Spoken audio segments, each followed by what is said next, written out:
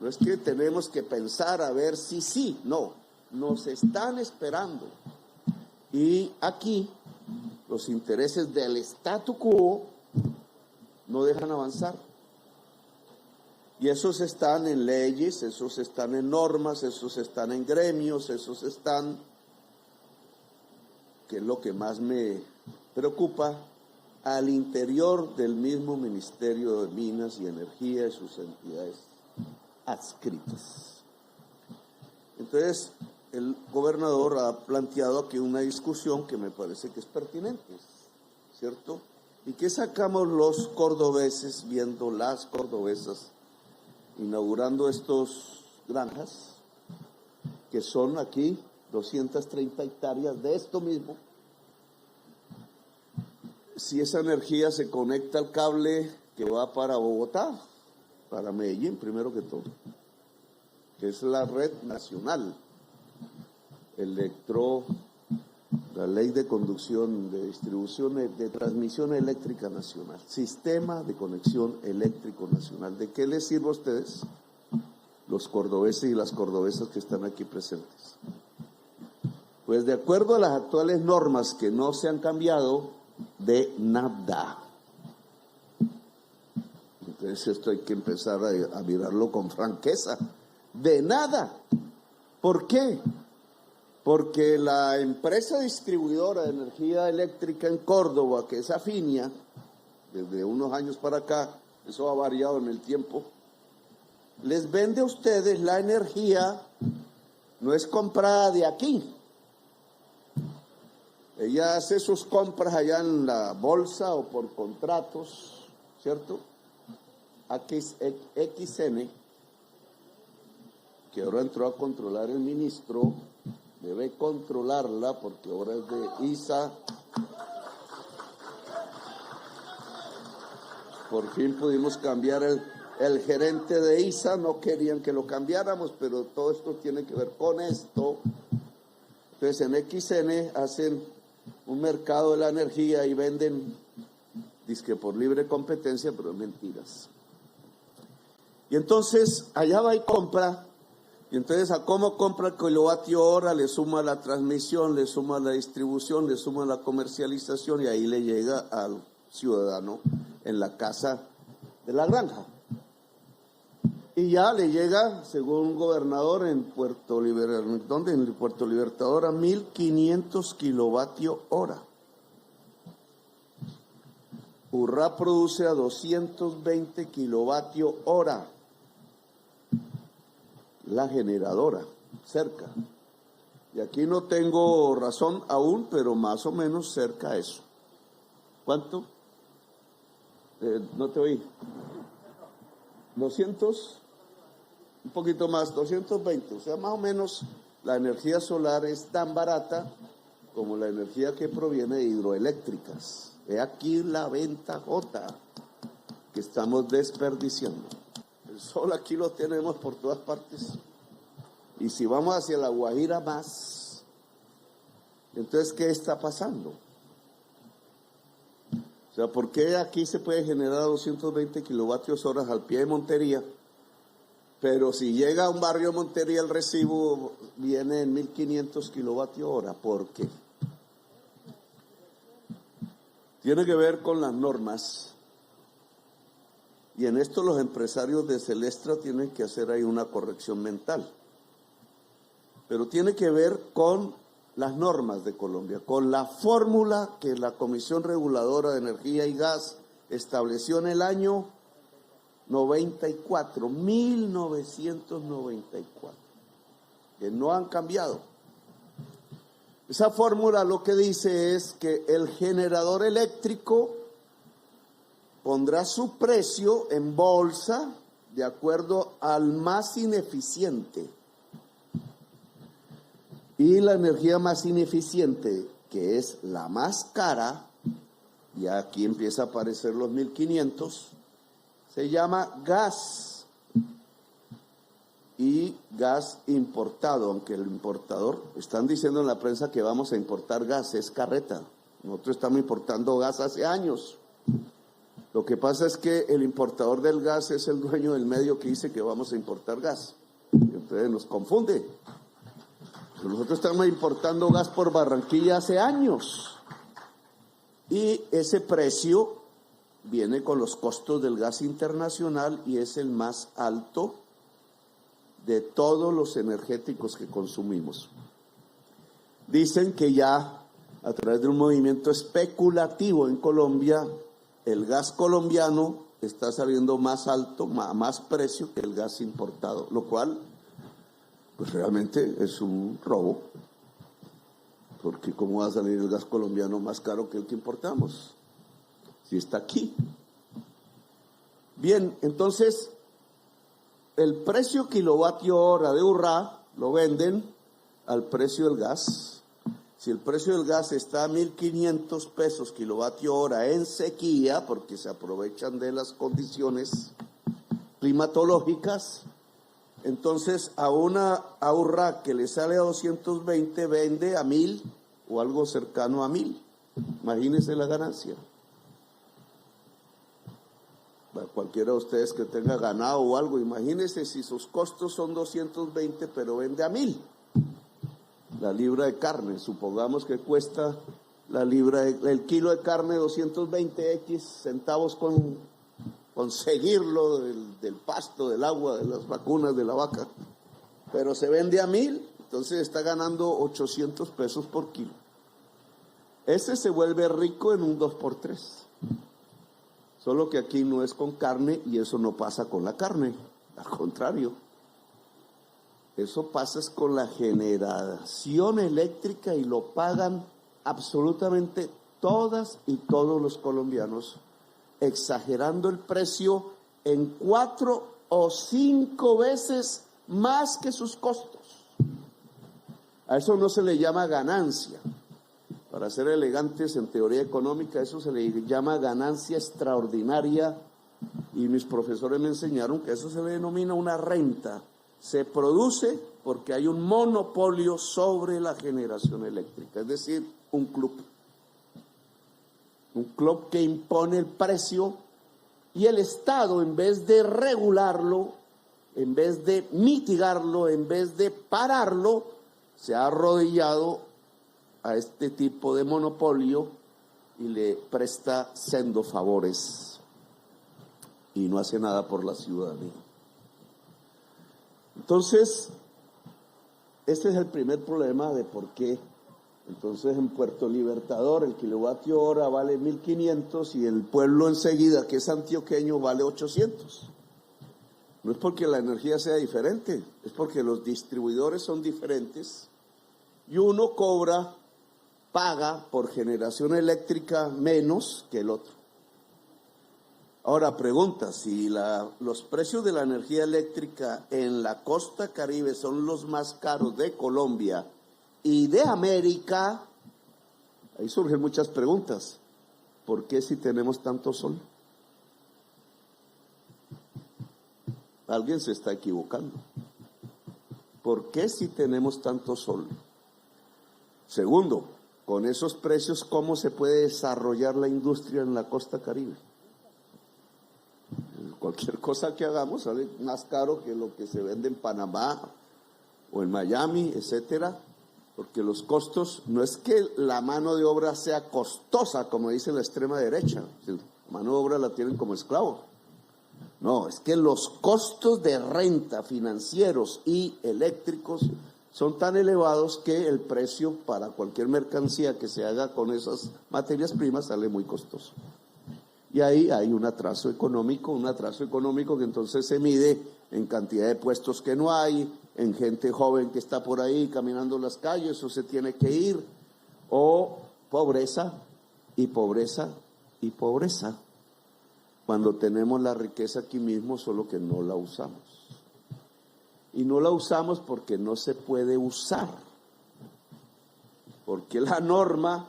Eso es como cuando ustedes saben la historia de la cerveza y la chicha.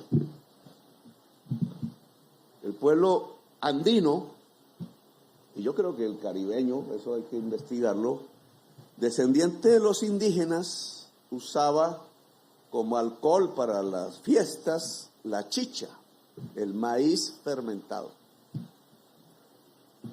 Y eso no se veía moderno, daba el mismo efecto, quizás, no sé, ya hace tiempo no tomo chicha, ahora nos vamos a tomar unas chichas por ahí, la Perseverancia en Bogotá.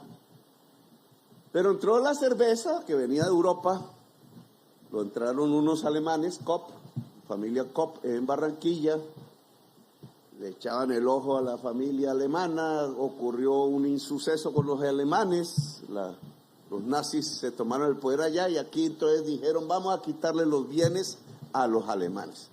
Ahí sí no dijeron, uy, ese Petro va a expropiar, no, expropiaron a los alemanes y se quedaron con sus cervecerías y ahí apareció Bavaria y entonces empezó una propaganda.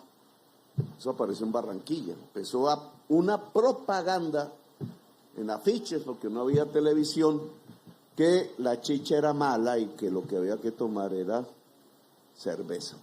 Así, no tome chicha, o sea, bruto, no vaya a enfermarse. La chicha enferma, la chicha mata y terminamos abandonando la chicha para hacer el gran negocio a los que son los dueños de la cerveza. Punto. ¿Por qué? Estamos haciendo lo mismo con la energía eléctrica. Tenemos el sol y no lo aprovechamos. Pues si no lo tuviéramos, pues ya me dirían, pero lo tenemos. ¿Por qué no lo aprovechamos? Porque la fórmula de la CREC no lo permite, sino hasta hace muy poco. ¿Cierto? Y es por eso que usted va a inaugurar conmigo la granja de Tierra Alta, que ¿cuánto produce? 1 mega. Y entonces aquí mis compañeros funcionarios del Ministerio de Minas, digamos, sí, sé que por presión del presidente, entonces ya vamos a producir 1 mega. Pero si podemos producir 100, ¿por qué es 1 mega y no 100? Pregunto. Porque al pueblo se le da lo chiquitico y lo grande es para los grandes negocios. No es una mentalidad de statu quo y reaccionaria la que tenemos cuando le damos al pueblo la posibilidad de que tenga 1. Hoy tiene 0, pero le damos la posibilidad de que tenga 1 y no 100 que se podría. ¿Qué lo impide? La plata, pues la plata la tiene la nación, el departamento, el municipio, nos podemos conjugar, son $200 millones, esto lo hicieron los chinos. ¿Por qué no lo hacemos? De tal manera que el cable no se pegue a la red eléctrica nacional, sino que se vaya a las redes de Montería y tenemos energía para toda Montería barata.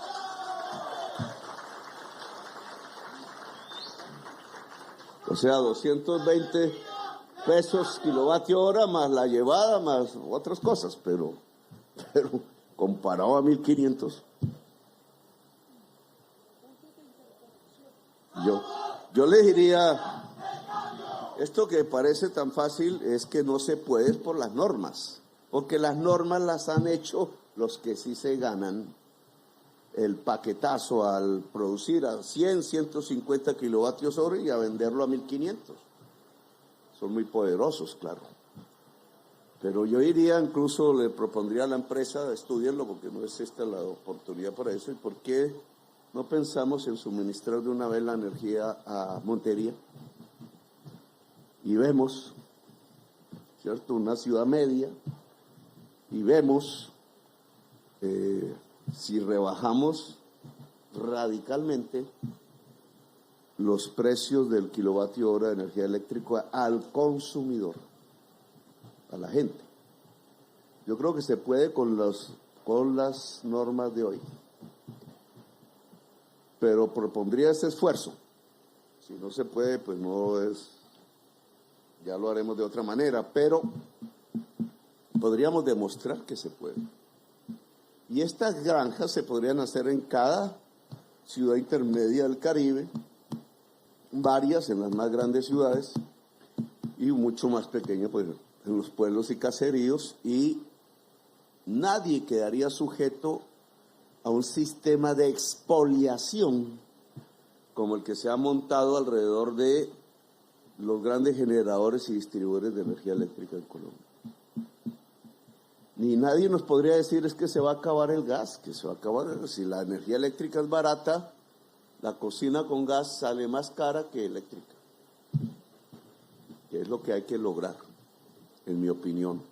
O el carro con gas que hay sale más caro que si se enchufa y es un carro eléctrico. Y entonces comenzaríamos el verdadero proceso de transición energética que nos reclama el mundo, porque para esto ¿para qué? Pues no solo para que sea barato, sino para que no irradie CO2 a la atmósfera y no agravemos las condiciones de la crisis climática que ya somos víctimas de ella. Entonces, ministro, no se trata de una. Por favor, no más de eso. Una la pone un señor finquero, puede ponerlo en su casa si quiere. Si esto vale 230 megavatios, mire la revolución en la mente de un ganadero cordobés. ¿Cuántas vacas le cabe al ganadero en 220 hectáreas? ¿Cuántas vacas? 500 vacas. Bien ahí, bien gordas. 500 vacas. ¿Cuánto sacará de las 500 vacas en un año de utilidad? Si yo le lleno esto, no de vacas, porque las vacas no podrían estar propiamente ahí, sino de estos paneles solares, ¿cuánto de utilidad se genera al año? Que no sé si me vaya a dar usted la cifra. Pues es muchísimo más que las vacas. Entonces aquí estamos aprendiendo que la tierra se puede usar de maneras diferentes y mucho más rentables, con riqueza en Córdoba. Porque la utilidad obviamente aquí se puede ir a Estocolmo, pero ¿y por qué no se queda en Montería? O en los pueblos, en mi pueblo de Ciénaga de Oro, ¿por qué no? Si esto podría ser democratizado, como denomino yo, la generación eléctrica en Colombia, para que tengamos una energía más barata, y una energía más barata y limpia, no solo es más riqueza para el pueblo colombiano, sino que atrae las inversiones extranjeras, productivas, no especulativas, porque el que quiera producir algo con 0 emisiones de carbono o muy bajas, que se venden en el mundo cada vez más, pues tiene que venir a un país que tenga su energía limpia. Y puede ponerle la marca 0 emisiones de CO2, y eso se vende aquí y en Cafarnaúm. Entonces los señores del aluminio verde que quieren ponerse cerca a Tolú, etcétera, etcétera, etcétera. Hacer paneles solares en Colombia, que es uno de nuestros objetivos, que no se puede quedar en la retórica, como dice el alcalde de Bogotá, sino la empresa en aquel lugar del Caribe. Si tenemos los paneles solares, se nos cambia la arquitectura. El techo de palma empieza a verse del pasado, y nuestras tejas de asbesto y zinc, que son la mayoría, cambian. Cada casa puede ser generadora de energía eléctrica. Cada municipio puede ser generador de energía eléctrica. Puede aparecer la empresa municipal de energía eléctrica de Planeta Rica. Y eso debe garantizarlo la norma, puede generar la energía eléctrica, distribuirla y poner los contadores de doble entrada. ¿Saben para qué son los contadores de doble entrada? Porque si yo tengo mi techo de paneles solares y no uso mucha energía, puedo vender esa energía a la red. Y el contador no me mide solamente cuánto entra para cobrarme, sino cuánto sale también para venderles. Entonces tenemos un cambio completo en el mercado de la energía eléctrica en Colombia, y a favor de la gente y a favor del presente y del futuro, en donde Colombia puede ser una potencia mundial. El ministerio tiene que seguir rápidamente las decisiones políticas en normas, porque si nosotros hablamos de las decisiones políticas, pero las normas no cambian, pues la gente empieza a sentirse como que el presidente hizo una vaina, pero aquí está pasando otra. Inaugura una granja solar junto a Montería de energía muy barata y limpia, pero el usuario allá en Montería no recibe ni un peso de beneficio. Y eso no puede ser, porque además la paz social implica que las comunidades se beneficien de esto y no sea simplemente una utilización de su suelo y sus ventajas sin beneficio de la comunidad local. Las comunidades locales podrían ser incluso socias de los proyectos, como tratamos de hacer en La Guajira. Entonces, en Tierra Alta no puede ser una mega. Y de aquí a que inauguremos el de Tierra Alta, espero que haya cambiado la norma de autogeneración en la CREC, que no debe poner límites a la autogeneración. En la autogeneración no puede haber cobro de distribución sino mínimo y de comercialización menos, porque el dueño de la energía es el mismo distribuidor y comercializador, porque es su casa, o es su fábrica, o es su municipio.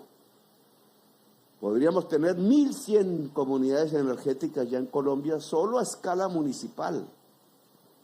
Si nosotros no abrimos las normas a esto, no hay revolución. Y esto es una revolución. Y no es tecnológica, es de la manera como nos relacionamos. El pueblo costeño ha sido esclavo de unas generadoras distribuidoras de energía. Ahora puede liberarse. Y en mi gobierno el pueblo costeño tiene que liberarse de las generadoras y distribuidoras de energía eléctrica. ¿Cómo? ¿Qué cerca?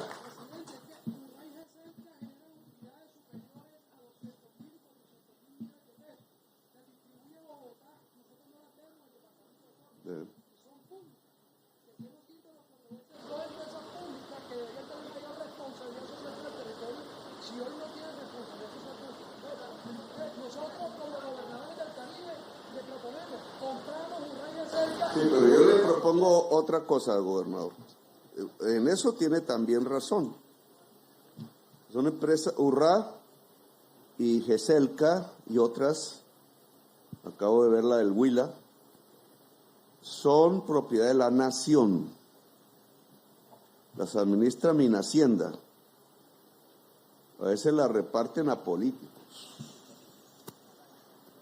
Estas hacen un mercado de intermediación, venden el kilovatio hora barato, 220 pesos kilovatio hora, se lo venden no a la gente, sino una X empresa aparece, una empresa, ¿cómo la podemos llamar? La empresa X aparece y compra 220 y va y vende a la distribuidora a 880, Aires o Afinia. Y ya la otra cobra ganancia y ya está vendiendo 1000 kilovatios hora. ¿Quiénes son esos intermediarios? ¿Por qué existen? ¿Qué ley los creó? ¿Por qué ustedes a través de la CREC están permitiendo esos intermediarios? Eso debería ya prohibirse de inmediato. No debe haber intermediarios entre las compras, entre generadores, distribuidores y comerciantes. Para eso están constituidas. ¿Por qué hay otros? ¿De dónde salen? ¿Qué políticos lo manejan? ¿Por qué se quedan con el jugo de la intermediación, que ni es del generador, ni es del distribuidor, ni es del usuario? Estamos aquí engordando unos ricos, muy ricos, con la plata de toda la gente, innecesariamente. Aquí en Córdoba hay de ese tipo de intermediarios. Eso es una decisión inmediata, ministro. De una vez se acaba la intermediación en los mercados de la energía eléctrica en Colombia. Pero hay una segunda, gobernador. Y es que muy bonito este gobierno trayendo aquí hechos y hechos y hechos. Por ejemplo, el Megadata Center de Inteligencia Artificial en Barranquilla. Esto ya no es hablar de una mega ni de 100. Esto es hablar de 20 gigas. en su máxima expresión. 20 gigas es lo que tiene Colombia instalado, para toda Colombia. Duplicar nuestra fuente de energía para meterla en una cosa que es más o menos de este tamaño, de edificios de computadores con nodos de la información mundial que se retransmiten en forma de inteligencia artificial a través de la fibra óptica submarina.